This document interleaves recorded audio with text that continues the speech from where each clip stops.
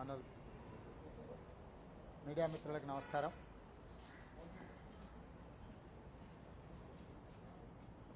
నిన్న పార్లమెంట్లో ప్రవేశపెట్టిన 8వ బడ్జెట్ నరేంద్ర మోడీ నాయకత్వంలో శ్రీమతి నిర్మలా సీతారామన్ గారు దేశ ప్రజల కోసం ప్రవేశపెట్టిన బడ్జెట్ రైతులను, యువకులను, మహిళలను పూర్తి నిరాశ నిస్పృహలకు లోన్ చేసింది. ఈ బడ్జెట్ ద్వారా ఆయన ఈ దేశ జనాభాలో 70% రైతులకు ఊరట కలిగించే నిర్ణయాలు, 52% ఉండే యువకులకు ఉద్యోగ ఉపాధి అవకాశాలు కల్పించే ఆలోచన, ఈ దేశంలో ఉండే మహిళలకు రక్షణ కల్పించే ఏవైనా ప్రతిపాదనలు వస్తాయేమని దేశ ప్రజలందరూ ఆసక్తిగా ఎదురు చూసింది. మోడీ ప్రవేశపెట్టిన బడ్జెట్లో దేశ ప్రజలకు ఏమాత్రము మేలు జరగడానికి అవకాశం లేదు.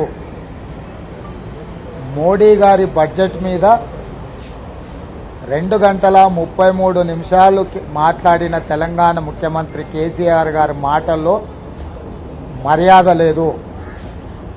మోడీ గారు ప్రవేశపెట్టిన బడ్జెట్లో ఎవరికి కూడా మేలు జరగడానికి అవకాశం లేకుండా, ముఖ్యంగా తను తీసుకొచ్చిన వ్యవసాయ వ్యతిరేక నల్ల చట్టాలకు వెనక్కి తీసుకునే వరకు మోడీ మెడలు వంచి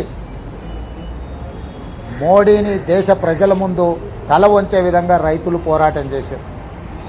దాంతో రైతుల మీద కక్ష పెంచుకున్న మోడీ గారు నిన్న ప్రవేశపెట్టిన బడ్జెట్లో ఎరువుల మీద సబ్సిడీ తగ్గించిండు, వరి గోధుమలు కొనుగోలు విషయంలో నిధులు తగ్గించిండు, ఉపాధి హామీ పథకానికి సంబంధించి 25,000 కోట్ల రూపాయల కోత విధించారు.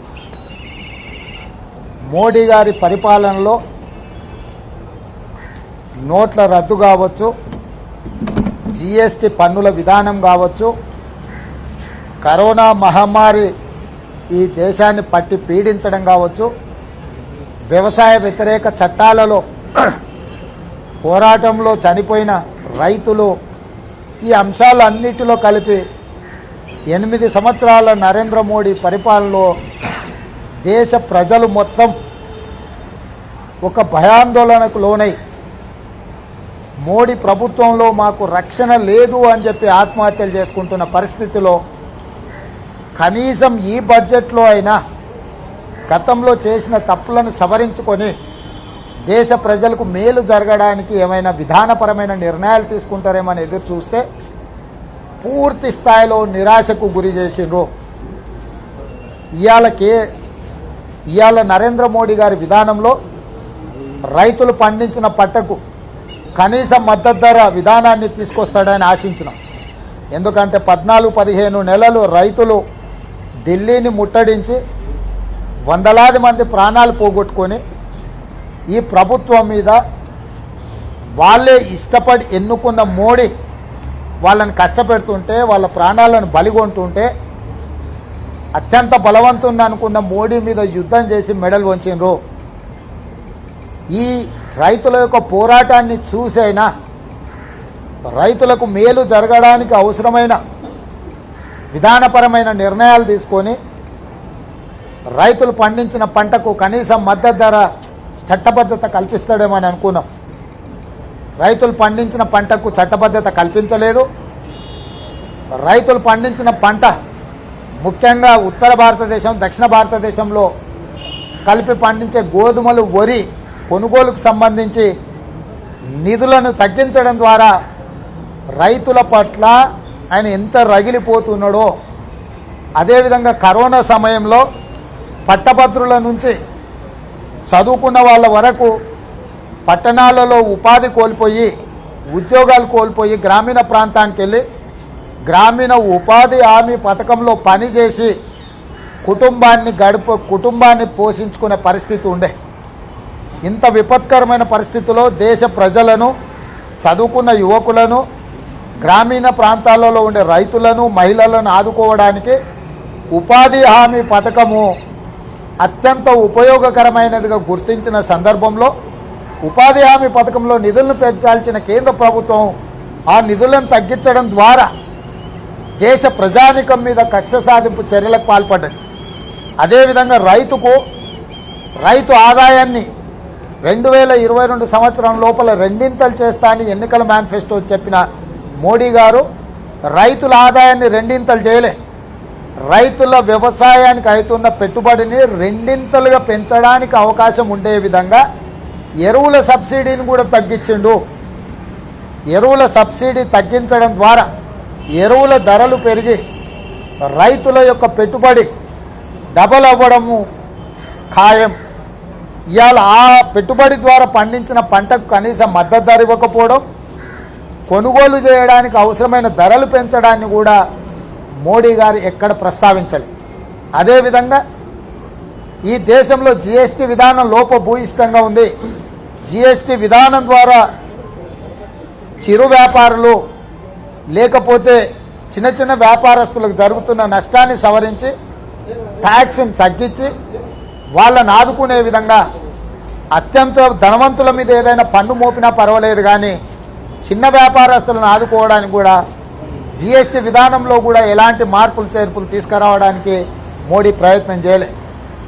ఉద్యోగస్తులు ఇన్కమ్ ట్యాక్స్ విధానం ఏదైతుందో అందులో వెసులుబాటు ఇచ్చి కొంచెం వాటిని పెంచడం ద్వారా ఉద్యోగస్తులకు ఊరట కలిగించే నిర్ణయాలు ఏమైనా తీసుకుంటారేమని అనుకున్నాము, కానీ ఆ ప్రయత్నం కూడా మోడీ గారు చేయలేదు.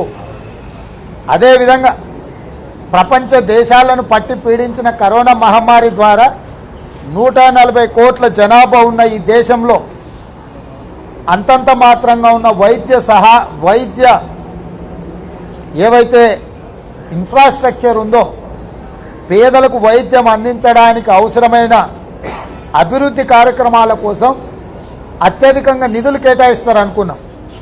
కరోనా లాంటి మహమ్మారి సందర్భంగా ప్రభుత్వం నుంచి వైద్యం అందకపోవడం వల్ల లక్షలాది మంది ప్రజలు చచ్చిపోతే వేలాది శవాలను గంగానదిలో పాడేసి ప్రభుత్వం చేతులు దులుపుకోవడం ద్వారా కేంద్ర ప్రభుత్వం ఏదైనా గుణపాఠం నేర్చుకున్నది, లేకపోతే కేంద్ర ప్రభుత్వం జరిగిన తప్పిదాలను సవరించి వైద్య సహాయాన్ని పెంచడానికి వైద్యం కోసం నిధులు పెంచుతారని మేము ఆశించినాం.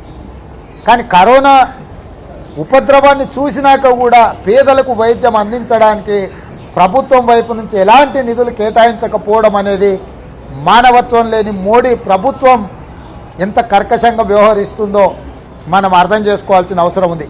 అదేవిధంగా ఈ దేశంలో విద్యకు కేటాయించాల్సిన నిధులు చాలా తక్కువ ఉన్నాయి. వాటిని 10% పెంచుతారేమో అని మేము ఆశించిన పేదలకు విద్యను అందుబాటులోకి తీసుకొచ్చి సాంకేతిక విద్యను పేదలకు చేరడానికి కేంద్ర ప్రభుత్వం ఏదైనా ప్రయత్నం చేస్తుంది అనుకున్నాము, చెయ్యలేదు. 70% ప్రజలు ఆధారపడ్డ వ్యవసాయానికి 4.8% నిధుల కేటాయింపు జరుగుతుంటే దీన్ని కనీసం 10%కి పెంచుతారనుకున్నాము. వ్యవసాయానికి సంబంధించిన పెట్టుబడులు కూడా బడ్జెట్లో పెంచకపోవడం వల్ల 70% ప్రజలు ఆధారపడ్డ వ్యవసాయం కూడా కుంటుపడే పరిస్థితి, రైతులు ఆత్మహత్య చేసుకునే పరిస్థితి ఈ విధానాల ద్వారా వచ్చింది. ఇన్ని రకాలుగా విద్యార్థులకు, నిరుద్యోగులకు, రైతులకు, రైతు కూలీలకు, ఉపాధి హామీ కూలీలకు, వైద్య సౌకర్యం, ఇలాంటి ఏ రంగాలను తీసుకున్నా ప్రభుత్వం ఊరట కలిగించే నిర్ణయాలు తీసుకోలే. ఇవన్నీ పక్కన పెడితే పప్పు, బెల్లం, చింతపండు, మంచి నూనె, నిత్యావసర వస్తువులు ఏవైతే ఉన్నాయో కనీసం వాటి ధరలు తగ్గించడానికైనా పేదల యొక్క జీవితం మీద అత్యధికంగా ప్రభావం చూపిస్తున్న ఉప్పు, పప్పు, మంచి నూనె, బెల్లం, చింతపండు లాంటి నిత్యావసర వస్తువుల ధరలు తగ్గించడానికి, ఈ ధరలను నియంత్రించడానికి కేంద్ర ప్రభుత్వం ఏదైనా విధానపరమైన నిర్ణయాలు తీసుకొని ధరలను తగ్గిస్తుందేమో అని చూసినాం. అవి తగ్గించలే. ఎలక్ట్రానిక్ గ్యాడ్జెట్స్, వజ్రాలు, ఆర్టిఫిషియల్ డైమండ్స్ ఇలాంటి వాటికి తగ్గించారు. అంటే ఇవన్నీ కూడా ఎవరికి మేలు జరుగుతాయి? వజ్ర వైదూర్యాలు కొనుక్కునేటోడేవాడు, ఎలక్ట్రానిక్ గాడ్జెట్స్ కొనుక్కునేటోడేవాడు. అంటే ఇవంతా కూడా శ్రీమంతుల కోసం, సూటు బూటు దొడుక్కునే వాళ్ళ కోసమే నిన్నటి బడ్జెట్ను ప్రవేశపెట్టారు. 39,45,000 కోట్ల రూపాయల బడ్జెట్ను ప్రవేశపెడితే 140 కోట్ల ప్రజలలో ఉన్న 90% ప్రజలకు ఎలాంటి ఉపయోగం జరగలేదు. కేవలం 10% ప్రజలు అత్యంత ఆగర్భ శ్రీమంతులకు మేలు జరిగే విధంగా 10% ప్రజల యొక్క ప్రయోజనం చేకూర్చే విధంగా నరేంద్ర మోడీ గారు బడ్జెట్ ఉండే. ఈ బడ్జెట్లో 2014 పునర్విభజన చట్టం తెలంగాణ రాష్ట్రానికి చట్టబద్ధత కల్పించి కాంగ్రెస్ పార్టీ ఏర్పాటు చేసిన తెలంగాణ రాష్ట్ర అభివృద్ధి కోసం ఏవైతే పార్లమెంటులో శాసనం చేయడం ద్వారా రక్షణ కల్పించిందో వాటికి సంబంధించిన నిధులైనా కేటాయిస్తారేమో అని మేము ఆశించినాం. వారు అది చెయ్యలే. ఈ సందర్భంగా రాష్ట్ర ముఖ్యమంత్రి కేసీఆర్ గారు నిన్న 5:03 మొదలుపెట్టి 7:36-37 అంటే బడ్జెట్ ప్రసంగం నిర్మలా సీతారామన్ గారు 90 నిమిషాలు ప్రసంగిస్తే కేసీఆర్ గారు 2:34. అతనికంటే గనుడు ఆచంట మల్లన్న అని ఆమె గంటన్నర బడ్జెట్ చదివితే కేసీఆర్ గారు నిన్న పత్రికా సమావేశంలో 2.5 గంటల పైగా ఏక పాత్రాభినయం చేసిండు. వారి వ్యవహార శైలి చూస్తే నేను ఒకప్పుడు నారాయణగూడలో ఉండేవాడిని. ఆ పక్కనే చిక్కడపల్లి కళ్ళు కాంపౌండ్ చాలా పాపులర్. చిక్కడపల్లి కళ్ళు కాంపౌండ్లోనో లేకపోతే కొడంగల్ నియోజకవర్గంలో కొంతమంది వ్యాపారస్తులు కల్తీ కళ్ళు అమ్మేవాళ్ళు. మత్తుమందు కలిపిన కల్తీ కళ్ళు అమ్మితే కల్తీ కళ్ళు తాగిన వాళ్ళు విచిత్రంగా మాట్లాడడము లేకపోతే వ్యవహరించడం నేను చాలా సందర్భాలలో చూసిన. నిన్న కేసీఆర్ గారు పత్రికా సమావేశంలో మందు కలిపిన కళ్ళు దాగొచ్చి మతి లేకుండా మాట్లాడినట్టుగా కనిపించింది. లేకపోతే హోలీ రోజు యువకులు బంగు తాగుతారు, అప్పుడు కూడా ఏం మాట్లాడుతున్నారో బాధ్యతారహితంగా ఎలా వ్యవహరిస్తారో నిన్న ముఖ్యమంత్రి గారు పత్రికా సమావేశం చూసిన తర్వాత నాకు ఆశ్చర్యం కలిగింది. బాధ్యత కలిగిన ముఖ్యమంత్రి గారు మర్యాదగా మాట్లాడతారు, 2 మంచి మాటలైనా చెప్తారు. పునర్విభజన చట్టంలో తెలంగాణ రాష్ట్రానికి ఇచ్చిన హక్కుల కోసం కేంద్ర ప్రభుత్వాన్ని నిలదీస్తారు అని చెప్పి మొత్తం 2.5 గంటలుగా పైగా అక్షరం పొల్లుపోకుండా కేసీఆర్ గారు మాట్లాడినవన్నిటిని పరిశీలించిన. పునర్విభజన చట్టంలో పొందుపరిచిన బయ్యారం ఉక్కు కర్మాగారం కానీ, కాజుపేట రైల్వే కోచ్ ఫ్యాక్టరీ కానీ, గిరిజన యూనివర్సిటీ కానీ, లేకపోతే ప్రభుత్వం ఆశిస్తున్న ఏదైనా సాగునీటి ప్రాజెక్టు జాతీయ హోదా కానీ, లేకపోతే 4000 మెగావాట్ల ఎన్టీపీసీ విద్యుత్ ఉత్పత్తి యొక్క నిర్మాణం కానీ, ఇలాంటివి వేటి గురించి కూడా 8 సంవత్సరాలైనా కేంద్ర ప్రభుత్వం వాటికి నిధులు కేటాయించకపోవడము, మన తెలంగాణ రాష్ట్రంలో అవసరమైన కృష్ణా వికారాబాద్ రైల్వే లైన్ కానీ, ఇతర రైల్వే లైన్లకు కానీ, లేకపోతే జాతీయ రహదారుల కోసం అధికంగా నిధుల విషయంలో కానీ కేసీఆర్ గారు ఏదైనా ఆలోచన చేసి, లేకపోతే ఎక్కడెక్కడ మనకు నష్టం జరిగిందో నీతి ఆయోగ్ ఇచ్చిన రికమెండేషన్స్ ప్రకారం తెలంగాణకు రావాల్సిన నిధుల విషయంలో కేసీఆర్ గారు మాట్లాడతారేమో, కేంద్ర ప్రభుత్వాన్ని నిలదీస్తారేమో, నరేంద్ర మోడీ గారి మీద యుద్ధం ప్రకటిస్తారేమో అని మేము ఆశించినాం. ఇవేవి చేయకపోను చాలా అసహ్యకరమైన భాషలో ముఖ్యమంత్రి గారు మాట్లాడినరు. ఒక మహిళ, అది కూడా తెలుగు రాష్ట్రాల కోడలు నిర్మలా సీతారామన్ గారిని సంబోధించడం కానీ, నరేంద్ర మోడీ గారి ప్రస్తావన వచ్చినప్పుడు, అంశాలను ప్రస్తావించినప్పుడు వారు ఎంత జుగుప్సాకరమైన భాషను ఉపయోగించినరో అసలు ప్రస్తావించడానికి కూడా అసహ్యం కలిగేటట్టు ముఖ్యమంత్రి గారు మాట్లాడినరు.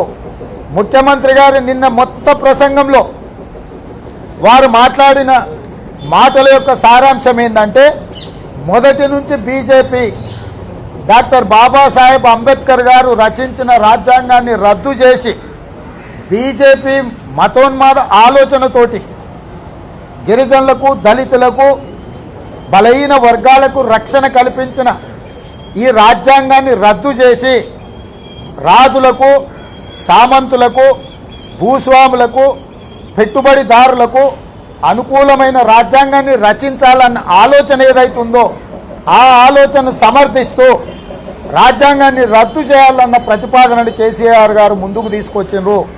ఇది బీజేపీతో లేదా బీజేపీ వాళ్ళ ఒత్తిడితోనో వాళ్ళ ఆలోచనను కేసీఆర్ గారు ప్రతిపాదించినట్టుగా కనిపించింది. హాయ్ ఫ్రెండ్స్, మా టుడే టుమారో యూట్యూబ్ ఛానల్ చూస్తున్నందుకు చాలా థ్యాంక్స్. మరిన్ని లేటెస్ట్ వీడియోస్ కోసం వెంటనే సబ్స్క్రైబ్ చేయండి. అలాగే ఈ బెల్ ని కూడా రింగ్ చేసేయండి. మా నోటిఫికేషన్స్ అన్ని మీ మొబైల్లో వస్తాయి. అలాగే మా వీడియోస్ మీకు నచ్చితే లైక్ చేయండి, షేర్ చేయండి, నచ్చకపోతే కామెంట్ చేయండి.